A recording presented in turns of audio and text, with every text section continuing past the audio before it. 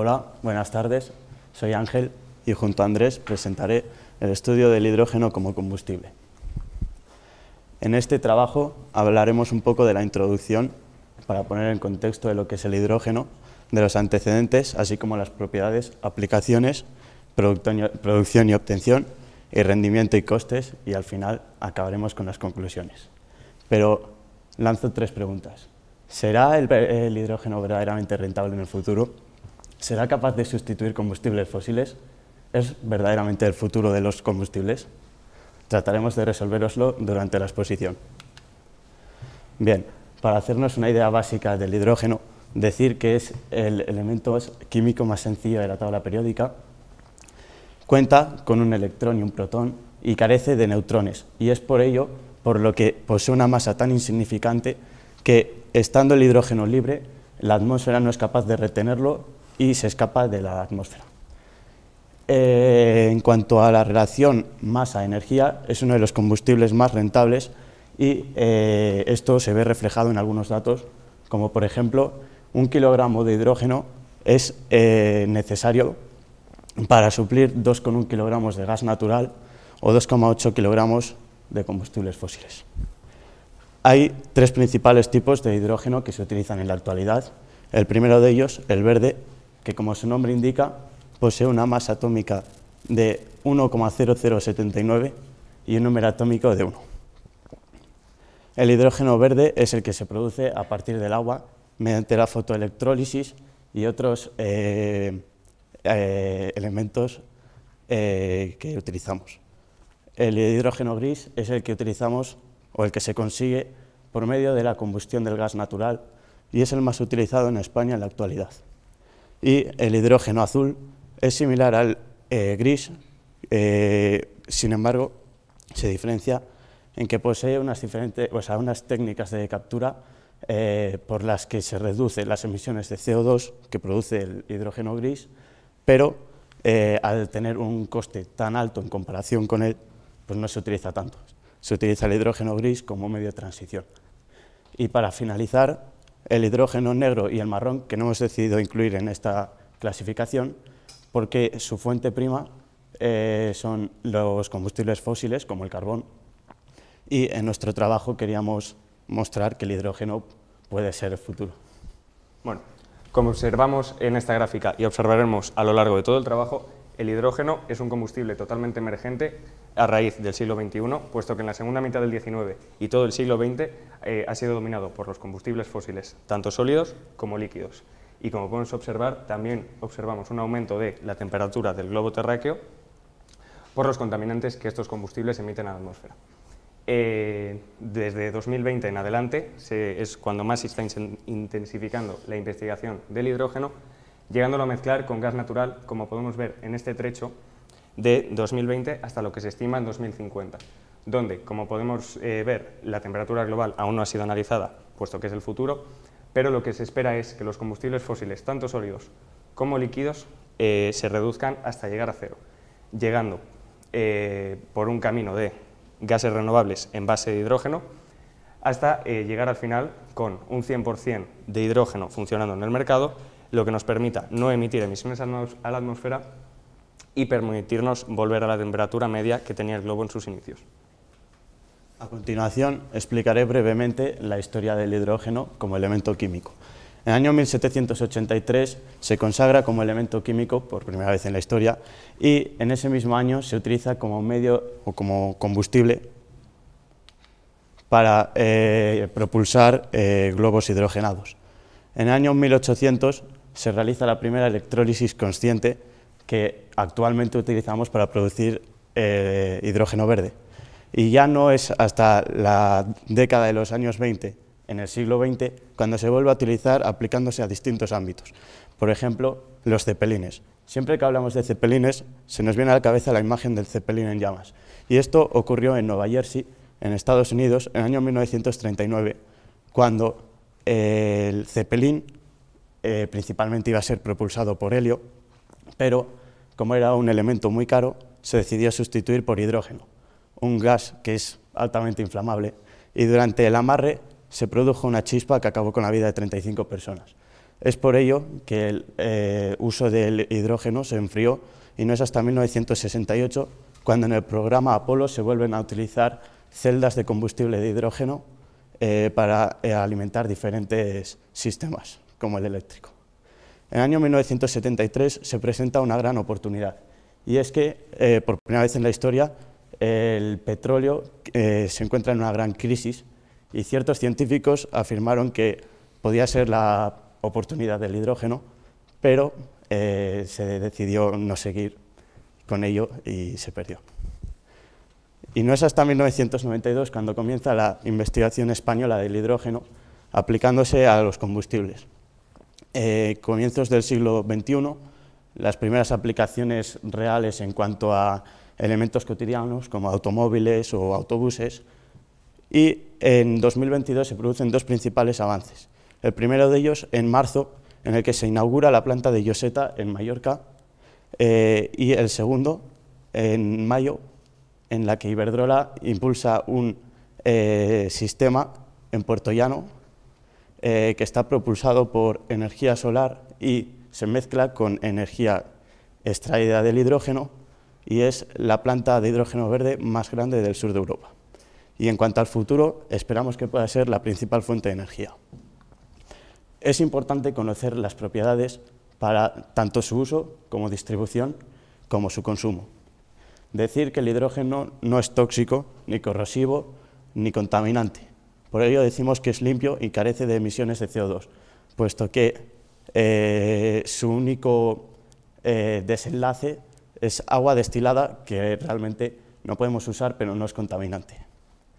Es renovable, puesto que decimos que mediante la electrólisis obtenemos del agua.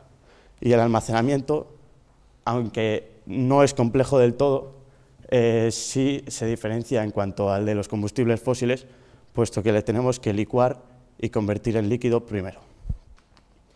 A continuación, hablaremos de las aplicaciones a corto, medio y largo plazo del hidrógeno, que son variadas. En primer lugar, la movilidad. En segundo lugar, generación de materias primas. Y, finalmente, generación de calor, tanto en el hogar como industrial. En primer lugar, hablemos de los usos como materia prima. En estos usos nos encontramos el uso en refinerías para conseguir que los agentes que contaminan del petróleo se reduzcan, su uso en la industria de la metalurgia. A la hora de fundir el hierro podemos incluir hidrógeno para que esta fundición sea más sencilla, su uso en la creación de fertilizantes, que según el proceso de Haber, al hacer reaccionar hidrógeno con nitrógeno de la atmósfera, conseguimos amoníaco, que es la base del fertilizante. Este uso forma el 25% de la demanda de hidrógeno que tenemos en la actualidad. Otro de los usos es para crear metanol sintético, que habitualmente se crea con monóxido de carbono, pero gracias al hidrógeno que se genera de forma limpia, podemos generar este metanol con dióxido de carbono, el cual es mucho más abundante en nuestra atmósfera. También tenemos la creación de otros productos químicos, como ya nombré antes, el amoníaco, el metanol, pero también otros etanoles o aminas o cicloalcanos. A continuación hablaré sobre sus usos en el transporte, que son variados. Para empezar, cabe repasar que el hidrógeno no es tan factible en todos los medios de transporte, puesto que, como podemos observar en esa gráfica, en los vehículos más livianos, pequeños, con baja autonomía, es mucho más recomendable una batería de litio recargable, puesto que no requerimos de grandes esfuerzos en este vehículo. Una vez nos vamos adentrando en vehículos cada vez más pesados, con más necesidades de autonomía, el hidrógeno es la clave de la movilidad, puesto que no emite emisiones, al igual que la electricidad a base de litio, pero su almacenaje es con mucho menos espacio de una batería de litio, podemos generar mucha más energía. Como podemos ver en esta tabla, en el que se compara un vehículo de combustión interna, un vehículo eléctrico por pila de combustible, el cual es el de hidrógeno, y un vehículo eléctrico por batería. Como podemos ver, si bien es cierto que tanto en los costes de inversión como en la infraestructura, como el coste del combustible, es mayor en el vehículo por pila de combustible, sus rendimientos en todos los aspectos son sobresalientes. Siguiendo con los usos para el transporte, tenemos el transporte terrestre, que es el más abundante. No se puede incorporar a todos los medios de transporte de la misma manera el hidrógeno. Algunos se puede de forma directa y otros indirecta.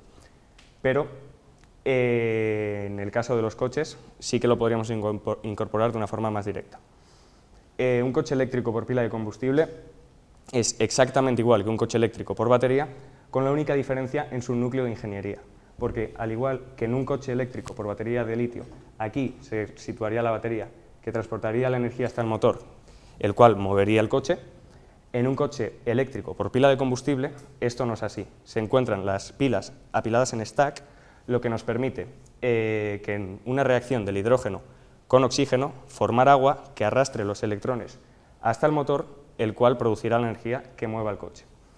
En estos motores, con una bombona de tan solo 5 kilogramos o 6 de hidrógeno, podemos alcanzar, y presurizada a 700 bares, podemos alcanzar autonomías de hasta 500 kilómetros.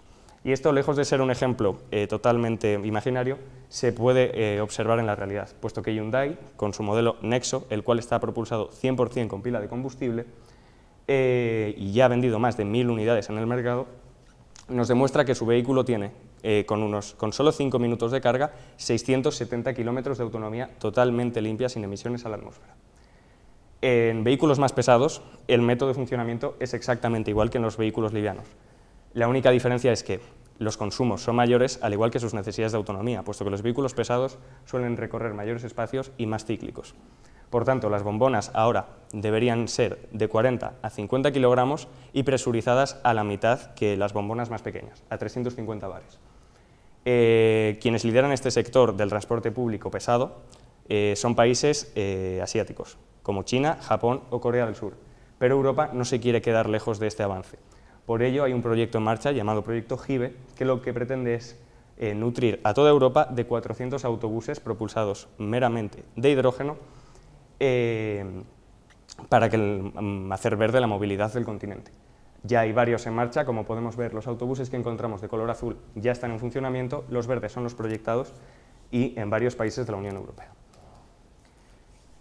Más usos para el transporte, no solo nos resumimos al transporte terrestre, sino que también tenemos el marítimo y fluvial, en el que la aplicación del hidrógeno es mucho más compleja que en el transporte terrestre, puesto que debemos tener en cuenta que los barcos tienen una vida útil muy extendida. Entonces, no es rentable fabricar nuevos barcos que se propulsen por hidrógeno, puesto que estaríamos perdiendo mucho más dinero del que estaríamos ganando, aunque sí que es cierto que emitiríamos menos contaminantes. Por tanto, hasta que este nuevo ciclo de embarcaciones no se renueve, no podemos incluir el hidrógeno como combustible. Pero en países del Mar del Norte y la zona del Báltico ya se han probado ferries y pequeñas y medianas embarcaciones propulsadas meramente por hidrógeno. Allí podemos observar un remolque que está solamente cargado con hidrógeno, funciona de forma totalmente limpia y es perfectamente funcional. También en los aeropuertos y puertos hay las grandes grúas que observamos para transportar las cargas en los puertos o los autobuses que nos transportan desde la terminal hasta el avión, los transportamaletas, etcétera, actualmente están propulsados por combustibles contaminantes, como son la gasolina o el gasóleo. Con el hidrógeno lo que queremos lograr es que con una bombona de tan solo 1 kilogramo, presurizada a 200 bares, poder abastecer estos vehículos durante jornadas continuas de 8 horas con una recarga de tan solo 5 minutos. Respecto al transporte ferroviario, también es muy compleja su adaptación, pero es que en este caso no sería tan necesaria, puesto que todas las vías a día de hoy en el mundo se encuentran electrificadas, es decir, no emiten contaminantes a la atmósfera. Pero hay ciertos trenes, sobre todo urbanos, que ya se están quedando más atrasados. Por tanto, a la hora de construir unos nuevos, sería interesante manejar la opción de construirlos con pilas de combustible a base de hidrógeno, las cuales son más limpias, más baratas y, sobre todo, con menores cargas y tiempos de recarga. Este ejemplo nos lo encontramos en Alemania, de la mano de Alstom, y se llama Corridie Ilmit. Es un tren que circula en terrenos de menos de 50 kilómetros y plenamente con energía obtenida a base de hidrógeno. En más usos para el transporte nos podemos encontrar, como dije antes, vehículos muy pesados, como camiones de minería, vehículos muy livianos como bicicletas e incluso motocicletas, las cuales son una opción muy interesante, puesto que en una gasolinera podríamos instalar una máquina de vending como las mismas de los alimentos, en las que introduciendo una cantidad de dinero soltarían nuestra bombona que introduciríamos en el depósito de nuestro vehículo. Estas bombonas no pesarían más de 1 kilogramo y estarían presurizadas a 200 bares, permitiéndonos autonomías de hasta 100 kilómetros. Pero realmente, y lo que es menos conocido, es que los vehículos que se propulsan por hidrógeno actualmente y de forma funcional son los toros mecánicos o las elevadoras mecánicas que todos conocemos. Estas funcionan con una bombona de 1 kilogramo, también presurizada a 200 bares, al igual que en las motocicletas, y pueden hacer jornadas de 8 horas sin descanso, con una sola recarga de 5 minutos. Digo que es una realidad, puesto que ya hay más de 12.000 en funcionamiento, con unos precios que oscilan entre los 10.000 y los 15.000 euros. Es decir, no es nada caro para los beneficios que nos ofrece. También nos encontramos las estaciones de recarga. Están divididas en dos, hidrogeneras e hidrolineras. La única diferencia de estas es que las hidrogeneras se genera allí el hidrógeno que posteriormente incluiremos dentro del vehículo, mientras que las hidrolineras funcionan como una gasolinera común. Transportas el hidrógeno hasta allí y allí solamente lo incluyes. Aquí vemos lo que antes comentaba. En la hidrogenera se genera el hidrógeno ya sea por electrolisis o por reformado del metano, lo cual es algo más contaminante, pero funciona igual de bien.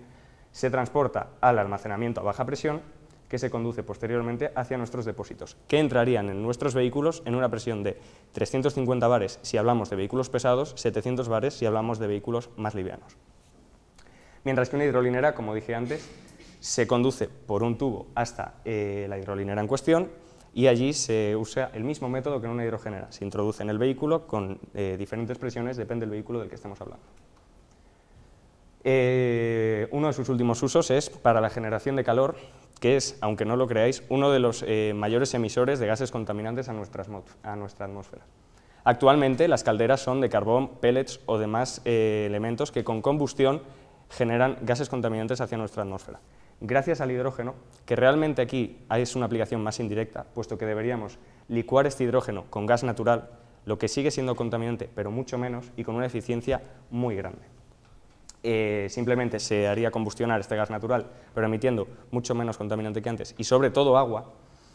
Este agua caliente circularía por todo el hogar, abasteciéndonos de calor, agua caliente, etc.